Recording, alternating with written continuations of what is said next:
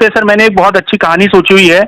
मैं सभी साथियों का वंदन अभिनंदन करना चाहता हूँ जो अपना कीमती समय निकाल के हम लोगों को सुनते हैं। और इस पे मैं एक बहुत अच्छी सी प्रेरणादायक कहानी सुनाना चाहता हूँ जो सभी लोगों के मन से 100% अपने आप को गिल्टी मानने का अपराध बोध को खत्म करेगी। एक बार एक पंडित जी को जजमानी में एक बछड़ा मिला था। सर अब वो स्पीड कम।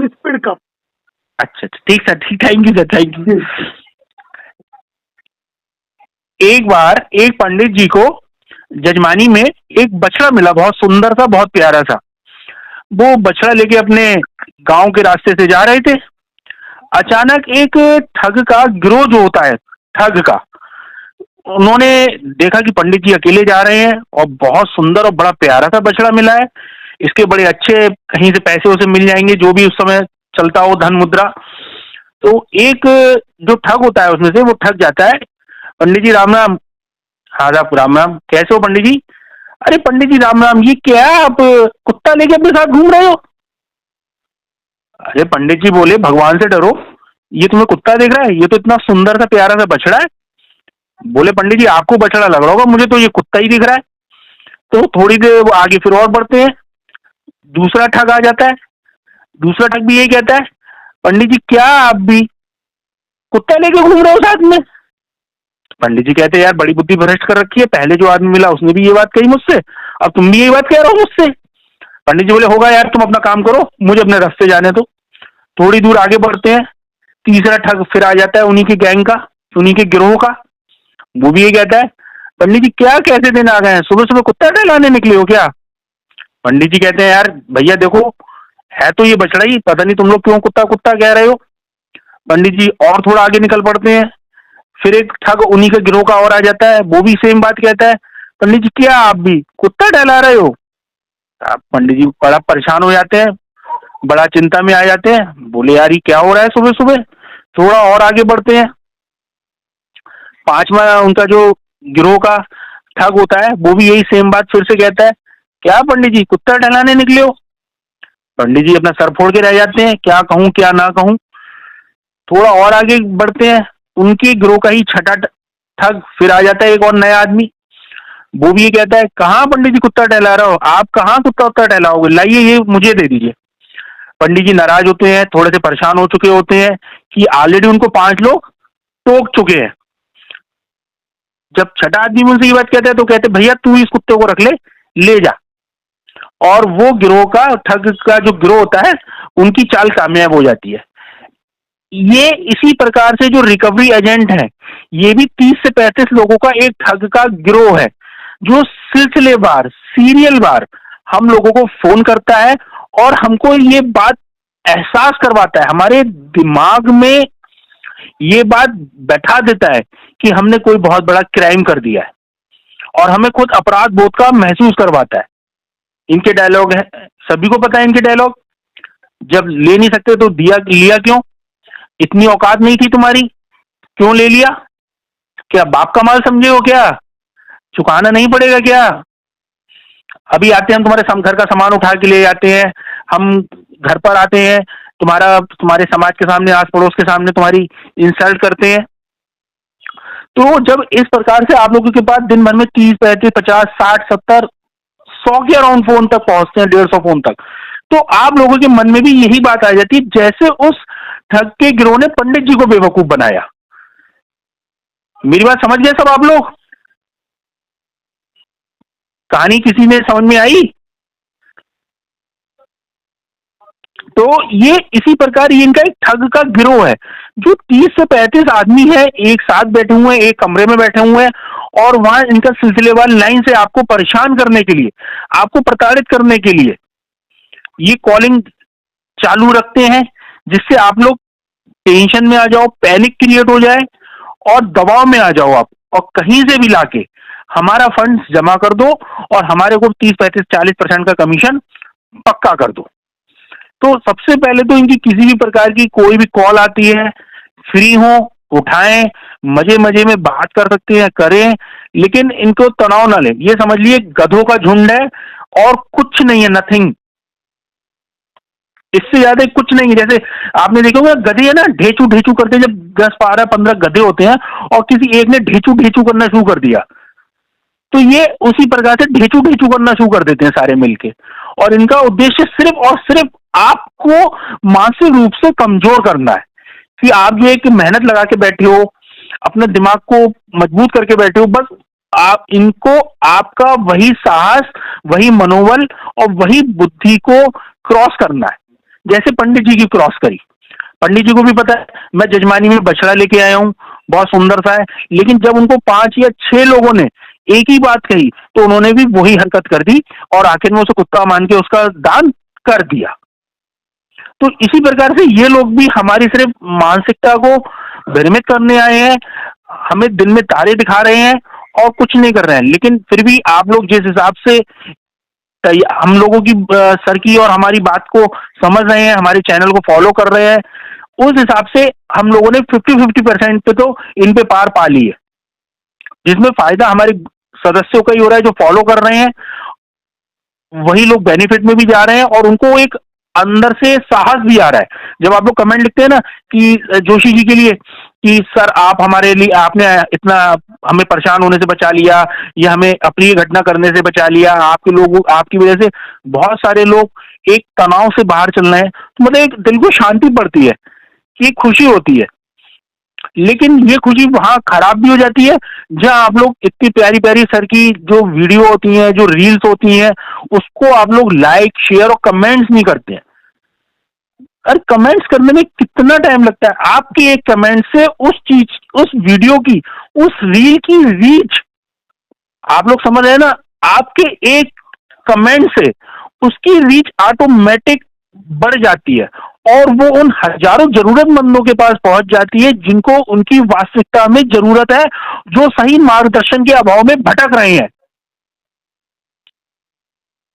आपका एक शेयर, एक कमेंट, आपका एक शेयर, एक कमेंट सैकड़ों उन लोगों को बचा सकता है जो सही मार्गदर्शन के अभाव में अपने मन खराब कर रहे हैं। क्योंकि जब मन खराब होता है तो उसका गुस्सा उनके परिवार पे उतरता है, वो फ्रस्ट्रेट हो जाते हैं। तो आपका एक कमेंट हजारों लोगों की जिंदगी बचा सकता है और दूसरा उनको तनाव से बाहर ला सकता है। उसमें कमेंट करने में कोई पैसा नहीं लगता, कोई समय नहीं लगता, सिर्फ 10, 12, 15, 20 सेकंड, हद से हद 1 मिनट। जो सोच के लिख रहा है, थोड़ा बड़ा कमेंट लिखता है, आपने देखा मेरे कमेंट 30 से 35 लाइनों की पूरी कथा लिख देता हूं मैं। वो कथा इसलिए नहीं लिखता हूं कि जोशी जी पढ़ के प्रभावित हो जाएं, वो इसलिए लिखता हूं कि आप लोगों को पढ़ के उसमें कुछ जानकारी प्राप्त हो। मैं उसमें बीएनएस का भी जिक्र करता हूं, मैं उसमें जो उसके इससे संबंधित सजा है या उनकी जो कुकृत्य है उसको भी उजागर इसलिए करता हूं कि आप लोग उसको पढ़ें, आप लोग उसको लाइक करें। इसलिए नहीं करता हूं कि जोशी जी पढ़ लेंगे तो खुश हो जाएंगे, हाँ यार आशीष अग्रवाल ने बहुत बढ़िया लिख दिया कमेंट, बहुत बड़ा कमेंट लिखा। उनको मैं क्या समझाऊंगा, वो तो खुद ज्ञान के सागर है भाई, उनमें क्या 1-2 लोटे भर दूंगा तो उससे क्या फर्क पड़ेगा। ये सिर्फ आप लोगों के लिए दिया जाता है, कमेंट्स लिखे जाते हैं इतने बड़े बड़े। और मैं कोशिश करता हूँ जैसी मुझे जहां भी थोड़ा बहुत समय मिलता है तो मैं बड़ा कमेंट्स लिखता हूँ, ज्यादा से ज्यादा चीज एग्जाम्पल दे के लिखता हूँ कि अगर आपके मन में कोई डाउट हो रहा है तो वो क्लियर हो जाए। और मैं सबसे बड़ा प्रयास तो ये करता हूँ कि आप लोगों की जो जिज्ञासाएं होती हैं, जो क्वेरी होती हैं, मैं जहां तक होता है उसका भी रिप्लाई देने की कोशिश करता हूं। लेकिन अगर कोई जबरदस्ती कोई व्यक्ति अभद्रता करता है तो मैं उसको भी गुरेज नहीं करता हूं, उसको भी कतई ढंग से खत्म कर देता हूं वहां पर। इसमें कोई शर्मिंदगी नहीं है कि अगर कोई एक आदमी हमारी वीडियो पे आके, हमारे पोस्ट पे आके गलत भाषा बोल रहा है और आप लोगों को विचलित कर रहा है, तो आप लोग साथ तो देते ही नहीं है। हमने तो आपसे साथ की उम्मीद खत्म कर दी है। जोशी जी से भी हमारी यही बात हुई कि सर ये कोई लोग साथ देने वाले नहीं है, आज प्रॉब्लम्स में है तो आज ये हमारी बात सुन रहे हैं, लेकिन कल को ये प्रॉब्लम्स निकलते ही वो गए, चाहे आप लोगों को मेरी बात बुरी ही क्यों ना लग रही हो। लेकिन मैंने जोशी जी से कह दिया सर हमारा आपका साथ तो जिंदगी के साथ भी रहेगा और जिंदगी के बाद भी रहेगा। तो जोशी जी बोले, सर जोशी जी मुझसे बोले आशु भाई जमीन पे ही मिलना, ऊपर मत टकरा जाना कहीं मुझसे, बट जो भी हमारी दोस्ती है वो नीचे नीचे तक की है। तो हमने कहा सर ऐसा ना कहो आप, हमारी जो आपकी एक हमारी एक आपसे एक रिस्पेक्ट है वो आजीवन रहेगी। और जब तक मोबाइल एंड्रॉयड हाथ में है और फेसबुक चल रही है हमारे मोबाइल में, हम आपकी सारी वीडियोस देखेंगे, लाइक करेंगे, शेयर करेंगे और जो कमेंट्स यथासंभव हो सकता है वो भी हम करेंगे। मैंने जोशी जी को आज तक कभी 1 रुपया नहीं दिया है। मैं आज लोगों से साफ साफ सोशल मीडिया पे ये बात बोल रहा हूँ। अब पता नहीं जोशी जी मुझसे क्यों इतना अपार मोहब्बत करते हैं। मैं नहीं जानता कि उनको मुझसे क्या लगा हुआ है, इस जन्म का लगा हुआ है या कोई पिछले जन्म का लगा हुआ है। मैं उनकी हॉनेस्टी से बहुत प्रभावित हूं। सर की हॉनेस्टी का मैं कायल हूं। वो लोग आप भी कर सकते हैं। मैं अपने लिए नहीं मांग रहा हूं आपसे कि आप लोग मेरे लिए कुछ शेयर कर दीजिए, लाइक कर दीजिए, कमेंट कर दीजिए। मैं ये चाहता हूं कि अगर चीज आपको अच्छी लग रही है तो आपकी एक कमेंट से उस चीज की रीच ऑटोमेटिक बढ़ जाएगी और उन जरूरतमंद लोगों तक पहुंच जाएगी जहां तक मैं और जोशी जी नहीं पहुंच पा रहे हैं। कुछ साथी भाई हमारे ऐसे भी हैं जो हर पोस्ट पे कमेंट्स करते हैं, और अगर किसी से कोई विवाद भी हो जाता है किसी रिकवरी एजेंट से या, तो वो साथ में आके भी खड़े होते हैं। मैं उनका धन्यवाद देता हूं, उनका आभार देता हूं, साधुवाद देता हूं कि वो हमारा हमें अनुसरण करते हैं और हमारे फेवर में बात करते हैं। मैं उनका धन्यवाद देता हूं।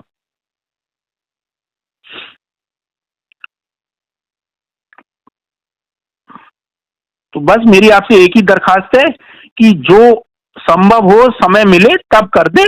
ऐसा कोई आप लोगों से जबरदस्ती नहीं करवा रहे हैं। हम लोग जोशी जी जो कर रहे हैं मैं तो उसी को फॉलो करता हूं और उन्हीं के बताए मार्ग पे आगे चलता रहता हूं। जहां डाउट होता है मैं मैसेज करके पूछ लेता हूं सर से।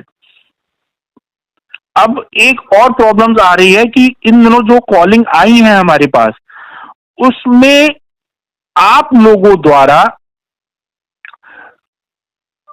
अत्यधिक रिकवरी एजेंटों के अलग अलग नंबरों से फोन आने पर परेशान हो जा रहे हैं।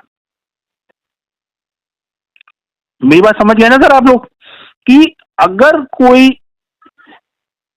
छल कपट करके 30-35 नंबरों से अलग अलग नंबरों से आपको फोन कर रहा है, ये अलग अलग बंदे हैं लेकिन वो है एक ग्रुप के ही, क्योंकि आपका डाटा हर महीने एक नई एजेंसी को दे दिया जाता है और जब आपसे एक महीने रिकवरी नहीं हो पाई तो वो और हार्ड रिकवरी में डाल दिया जाता है। आपसे स्टार्टिंग में 2 दिन, 5 दिन, हफ्ता भर जब डिफॉल्ट होता है तो आपसे बहुत प्यार मोहब्बत से सर जी, रिस्पेक्टेड सर, ये इधर उधर से बड़ी प्यार मोहब्बत की बातें की जाती है सिर्फ 4 से 8-10 दिन। उसके बाद वो हार्ड रिकवरी में डाल दिया जाता है। तो हर महीने रिकवरी एजेंसी चेंज होती है और ये रिकवरी एजेंसी जो होती है वो उन पे डिपेंड्स करता है कि वो आपके ऊपर कौन कौन से प्रयोग करेंगी। जैसे फोन हैक करना, बीच में इतनी प्रॉब्लम्स आ रही थी, जिसको देखो वो फोन पे ये कह रहा है सर मेरा फोन कॉन्टेक्ट लिस्ट हैक कर ली है और हैक करके फिर मेरे यार रिश्तेदारों सगे संबंधियों पे लगातार कॉलिंग चालू है सर। तो हमने उनसे एक ही बात कहा कि हमारा जो वॉलपेपर बनवाया हुआ है उसको आप अपनी डीपी पे लगाएं, जिससे आपके जो भी प्रोफाइल आपको रीड कर रहे हैं, जो भी आपके मित्र इंस्टाग्राम पे, फेसबुक पे, व्हाट्सएप पे, वो आपकी जो हमारी डीपी जो सर के द्वारा वॉलपेपर बनवाया हुआ है उसको पढ़ के वो 50% अवेयर हो जाएंगे। अब उसमें कुछ लोग कहते हैं सर वॉलपेपर से क्या होगा? अरे वॉलपेपर से कम 50% अवेयरनेस तो आपके कॉन्टेक्ट में पहुंच जाएंगी और उन रिकवरी जो एजेंट हैं उनकी 50% हिम्मत टूट जाएगी।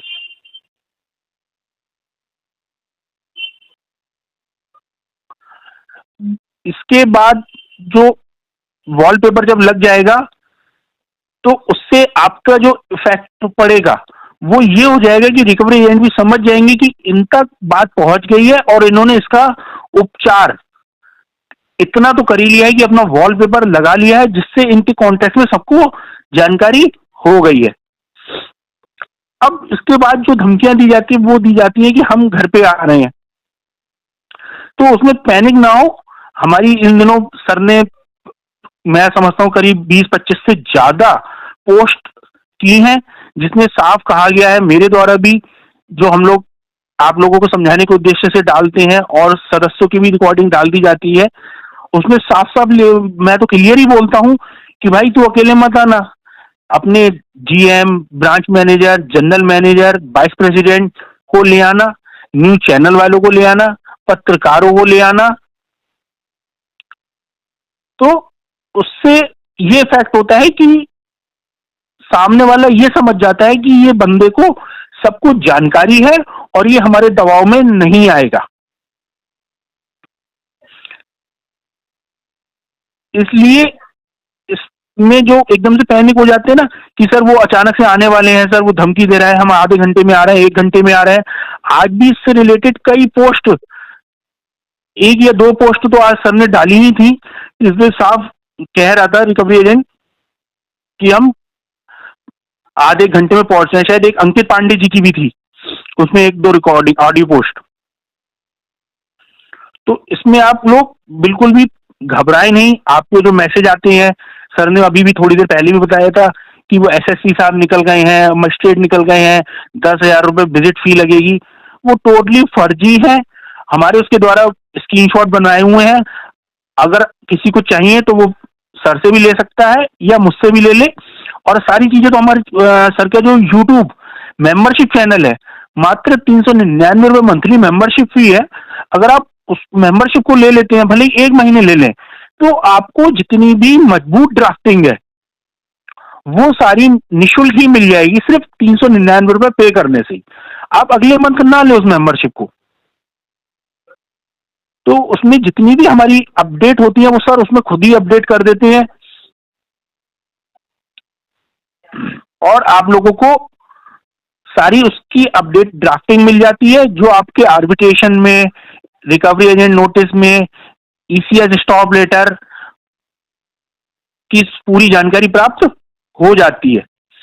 इसमें एक मैंने लास्ट टाइम भी आपको एक कहानी सुनाई थी, अगर आपको याद होगा, लास्ट लाइव में, जिसमें मैंने कहा था अगर आप किसी को उधार माल बेचते हैं, आपने 3-4-5 लोगों को उधार माल बेचा और उसमें जब पहला आदमी आपसे बड़ा मान मरोवर करता है कि सर हम 2 दिन बाद कर देंगे, सुबह कर देंगे पेमेंट, शाम को कर देंगे, अगले दिन कर देंगे, और सेकंड आदमी जो है वो आपसे ये कहता है कि भाई मेरे पे टाइम नहीं है, जब होगा तब कर दूंगा, बार बार फोन मत करिए मैंने।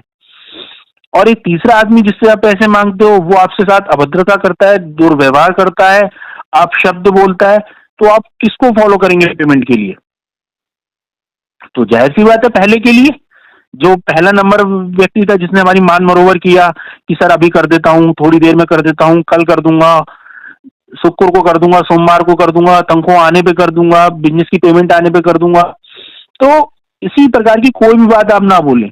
जो भी फोन आ रहे हैं उसमें पहली बात तो फोन इतना उठाना ही नहीं है। अगर आपको पता लग रहा है कि ये साफ साफ उस बंदे का फोन है तो फोन उठाइए ही मत ही। सीधा, कई बार बता चुके हैं सर भी, कि सीधा ट्रू कॉलर ऐप डाउनलोड करें, स्पैम कॉल को ब्लॉक करें और आराम से नीचे हो जाए। फोन ऑटोमेटिक कॉल को काटता रहेगा, डिस्कनेक्ट करता रहेगा, आपको पता भी नहीं लगेगा, रिंग भी नहीं आएगी आपके पास। या उसमें ट्रू कॉलर में एक ऑप्शन वो भी होता है कि जो कॉन्टैक्ट सेव है सिर्फ उन्हीं की रिंग बजेगी, जो कॉन्टैक्ट सेव ही नहीं है उनके कॉल ही नहीं आएंगे आपके पास। फोन उसको भी ऑटोमेटिक डिस्कनेक्ट करता रहेगा ट्रू कॉलर ऐप के द्वारा। तो मैं पहले वाली बात पे आता हूं कि आप किसको फॉलो करेंगे, उसी को तो फॉलो करेंगे ना जो कल परसों तरसों बात कह रहा है, जो आपकी जी हुजूरी कर रहा है। तो इसी प्रकार से रिकवरी एजेंटों का भी यही तरीका है, ये उसी को फॉलो करते हैं जो आदमी इनके दबाव में आ जाता है, इनको माई बाप समझने लग जाता है। अरे जो आदमी आपको अपनी एम्प्लॉय आईडी नहीं बता रहा है, डीआरए लाइसेंस नंबर नहीं बता रहा है, हम उससे क्यों डरें? उसका अस्तित्व जीरो है, वो सिर्फ हमारे लिए एक परिकल्पना है, वो सिर्फ एक परिकल्पना है, इससे आगे बढ़कर कुछ भी नहीं है। बीच में एक हमारे नागपुर से भी थे एक भाई, वो सिर्फ इसी बात से परेशान हो रहे थे कि सर कॉल बहुत आ रही है। अरे भाई कॉल आ रही है तो उठाओ ही मत ही, इतनी पैनिक क्यों हो जा रहे हो? अब साहब परेशानी में तो साहब हमें हर फोन भी उठाना है, हमें ये भी तो देखना है कौन लोग कितने बार फोन कर रहे हैं। तो आप, मेरी बस आपसे यही रिक्वेस्ट है कि इतने फोन ना उठाएं, ना पिक करें, फ्री हो, बात करने के मूड में हो तो बात करें। और एक बात और, अंतिम बात इसमें यह भी है, आपको उनको समझाने का कोई फायदा नहीं है। आप एक फोन उठा के काटोगे, उनको समझाओगे, 5 मिनट बाद ही फिर उन्हीं के जो पास में बैठा होगा उसको कॉल फॉरवर्ड हो जाएगी। जैसे मैंने बताया ना, ठगों का गिरोह है जो आपको मानसिक रूप से कमजोर करने पे तुला है और आपको अपराध बोध जबरदस्ती महसूस कराने पे लगा है कि आप लोग किसी तरह से अपने आप को एक गिल्टी फील कर जाओ। हमें गिल्टी फील करना ही नहीं है, क्योंकि हम तो अब तक दे रहे थे ना। ऐसा तो नहीं हम अब तक नहीं दे रहे थे, जब तक हुआ तब तक तो दिया ना। लास्ट टाइम ये भी कहा था, अगर आप लोगों को प्रॉब्लम्स आ रही हैं और आपको लग रहा है कि हम 1 या 2 या अधिकतम 3 इंस्टॉलमेंट दे पाएंगे, तो आप आज ही उसको स्टॉप कर दीजिए, उसको आज ही स्टॉप कर दीजिए। अगर आपको लग रहा है कि ये डिफॉल्ट होगा ही होगा और लोन की जो ईएमआई है वो ज्यादा बकाया है, 15, 20, 25, 30 बकाया है, और हम अधिकतम 1, 2, 3, 4 दे सकते हैं, तो उससे बढ़िया उतनी राशि में तो हमारा सेटलमेंट हो जाएगा, जो हम 4 इंस्टॉलमेंट और देंगे उनकी। तो जो पूंजी हमारे पास है वो भी खत्म हो जाती है। इसलिए मेरी आपसे ये रिक्वेस्ट है, अगर आपको लग रहा है आपकी फाइनेंशियल कंडीशन डाउन हो रही है और आप अधिकतम किस्तें ज्यादा बकाया हैं और आप अधिकतम 1 या 2 या 3 ही पे कर पाएंगे, तो आप उसको इसी महीने स्टॉप कर दें।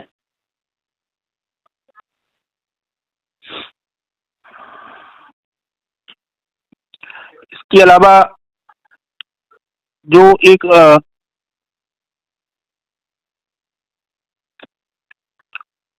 रिकवरी एजेंटों द्वारा एक इस बात की भी बहुत आ रही है कि ये लोग रास्ते में भी रोक रहे हैं, ये पता कर लेते हैं या आपको फॉलो करते हैं, या इनको आपको डेली रूटीन भी पता है आपका कि आप कितने बजे निकलते हैं घर से, कहाँ जाते हैं, कहाँ आते हैं, आपको कोई फॉलो कर रहा है। आप थोड़ा सा अलर्ट मोड में आ जाइए। बीच में 3-4 केस हमारे मेरे पास कॉलिंग के इस प्रकार भी आए कि सर इन्होंने रास्ते में रोक लिया, इन्हें कैसे पता था कि मैं इस टाइम पे इतने बजे निकलता हूं और इस रास्ते से निकलता हूं। तो मैंने उनको यही बताया, भैया आपकी रेकी की जा रही होगी, आपने ध्यान नहीं दिया कि आपकी रेकी की जा रही है। आप कितने बजे घर से निकलते हो, कहाँ आपका ऑफिस है, कहाँ आपका दुकान है, कहाँ आपका मकान है, कहाँ कहाँ आते हो, कहाँ कहाँ जाते हो। जरूर उसमें से किसी ने आपको फॉलो किया और एक बंदे ने दूसरे बंदे को फोन किया, उसने आपको रास्ते में रोका। तो थोड़ा सा इस बात को भी अलर्ट हो जाए कि अगर हमारा कोई डिफॉल्ट हुआ है तो हमको कोई फॉलो तो नहीं कर रहा है, क्योंकि 30, 35, 40% का जो कमीशन है ना, वो बहुत बड़ी राशि होती है।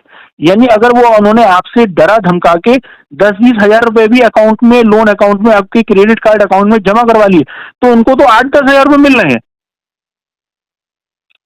मेरी बात समझ है ना? 30, 35, 40% कमीशन की जो राशि है ना, वो बहुत ज्यादा होती है। अब आप कोई 100-200 रुपए तो जमा करेंगे नहीं कार्ड में कि भाई उनने मुझे रास्ते में रोक लिया तो भैया मैं 100 रुपए का पेटीएम कर दे रहा हूँ, गूगल पे कर दे रहा हूँ। तो जाहिर सी बात है, जब लोन डिफॉल्ट की राशि बड़ी होती है तो आप जो ईएमआई देंगे वो भी 10-20 हजार रुपए में ही देंगे। तो आप लोगों को थोड़ा सा इस बात पे भी अलर्ट रहें कि आपको फॉलो किया जा रहा है। आसपास देख के निकलें, सोच समझ के निकलें और एक ही रास्ता, एक ही जगह से ना जाए, हर बार अदल बदल करके ही थोड़ा सा जाए। आप लोग भी सोच रहे होंगे कि ये भी कोई बताने की बात है, लेकिन मेरे पास जो 3-4 कॉलिंग आई थी लास्ट वीक, वो इसी से रिलेटेड थी कि सर रास्ते में रोक के हमसे अभद्रता की गई।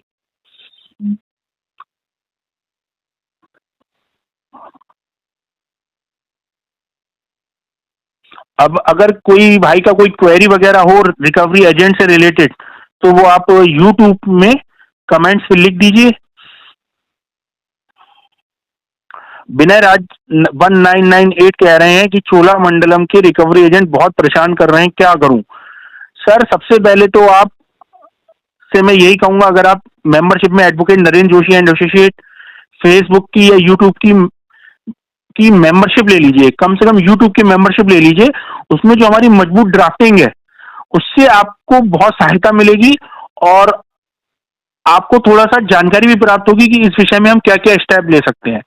और अगर आप सक्षम हैं तो सर की कॉल बुकिंग में भी चले जाइए, उसमें आपको सर गाइड कर देंगे या मैं गाइड कर दूंगा सर के मार्गदर्शन के बाद। रिकवरी एजेंटों से कोई परेशान होने की जरूरत नहीं है। अगर आप कुछ भी ना करें तो हमारी जो advocate Narendra Joshi and associate Facebook page है, उसकी कम से कम पिछले 10, 12, 15 दिन की जितनी वीडियो और ऑडियो पोस्ट हैं, सब देख लीजिए, उल्टा वो लोग आपसे डरने लगेंगे। तो इसमें परेशान ना हो बिल्कुल भी। उनका काम है परेशान करना, सारा लालच कमीशन का है, 30 पैसे 40% का कमीशन का लालच है। तो वो तो आपको परेशान करेंगे ही। अभी आपका इसका मतलब नया नया डिफॉल्ट हुआ होगा, इसीलिए कुछ ज्यादा ही पैनिक क्रिएट कर रहे हैं वो लोग आपके ऊपर।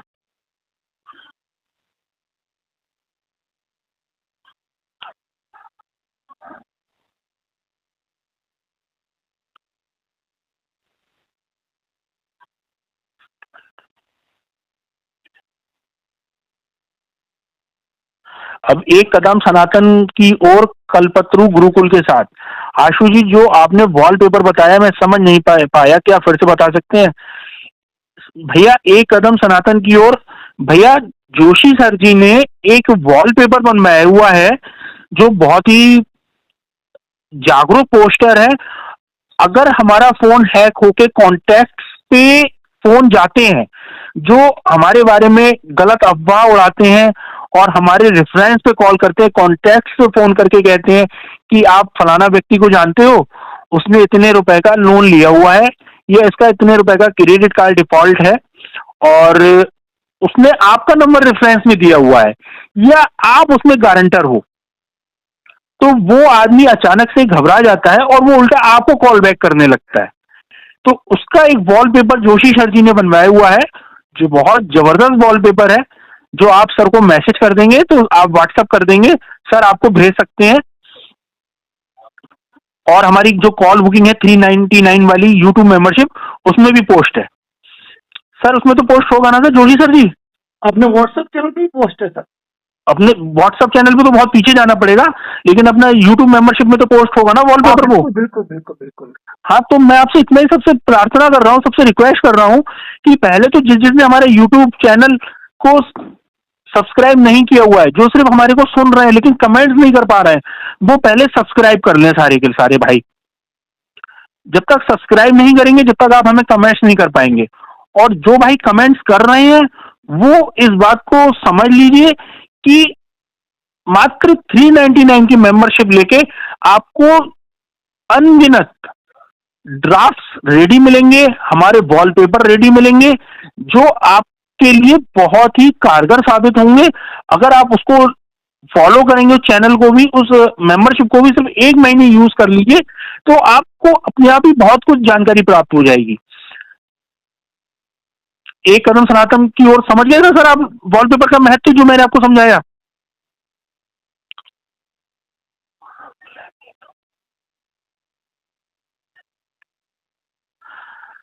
अब बहुत से भाई इसमें एक 3 साल वाला भी मैटर बहुत चल रहा है इसमें कि सर मेरे को 3 साल हो गए। भैया 3 साल हो गए, कोई जरूरत नहीं है छेड़ने की, शांति से बैठो। पिछली वीडियो में भी सर ने यही बताया है कि क्या जरूरत पड़ी है उसको छेड़ो आप 3 साल में। 3 साल बीत गए हैं, लिमिटेशन एक्ट लागू हो गया है उसके ऊपर, मैं समझता हूँ। अब कंपनी आपका कुछ भी नहीं कर पाएगी। आप अपने आप से कोई खोज खबर ना लें अपने लोन की, अपने क्रेडिट कार्ड बकाया की उसकी। कॉस्मिक एको कह रहे हैं sir how to connect on WhatsApp channel. Cosmic Echo भैया पिछली व्हाट्सएप वीडियो में, वो पिछली फेसबुक वीडियो में बहुत जगह व्हाट्सएप चैनल का लिंक दिया गया है, मेरे द्वारा भी और सर के द्वारा भी। वहां आपको लिंक मिल जाएगा, और नहीं तो व्हाट्सएप चैनल में जाके सर्च कर लीजिएगा एडवोकेट नरेंद्र जोशी। वहां पर भी आप व्हाट्सएप चैनल पे हमारा सर्च कर लेंगे, जिसमें हम रोज सर के द्वारा भी और मेरे द्वारा जो सुप्रीम कोर्ट और हाई कोर्ट के लोन रिलेटेड ऑर्डर्स होते हैं, या सेक्शन 25 या 138 से रिलेटेड जो केस के डिसीजन आते हैं, आदेश आते हैं, निर्णय आते हैं, वो मेरे द्वारा केस संख्या सहित उस पर पोस्ट किए जाते हैं, जिससे आप लोगों को नित्य नई नई जानकारी निःशुल्क प्राप्त हो जाती है।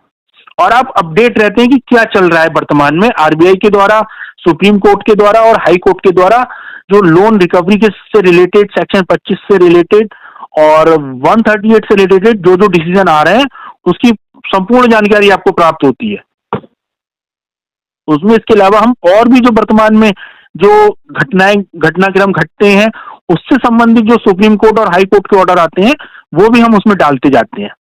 और सर के द्वारा तो उसमें सारी अपनी जो भी लाइव की जानकारी होती है वो भी दी जाती है, और जो सर की पोस्ट वगैरह होती है ऑडियो वीडियो, उसका भी लिंक उसमें शेयर किया जाता है, जिससे आप लोग अपडेट रहें।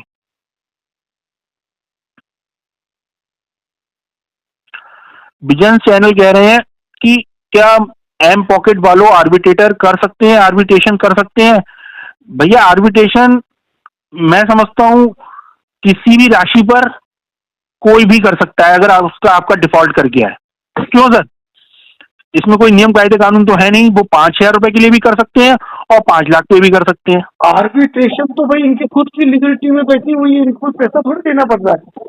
और जिसका आपने सर पहले भी वो खुलासा भी किया था, जिसमें वो रिकवरी एजेंट खुद कहता है कि आर्बिट्रेटर तो हमारा है, हमारी कमरे में बंद बैठ के डिसीजन होता है और निर्णय पास कर दिए जाते हैं, अवार्ड पास कर दिए जाते हैं। एक कियारा कैपिटल के नाम के कुछ कलेक्शन मैनेजर, एरिया मैनेजर ने इस बात को स्वीकार कर लिया रिकॉर्डिंग मोड पे कि आर्बिट्रेटर तो हमारा होता है।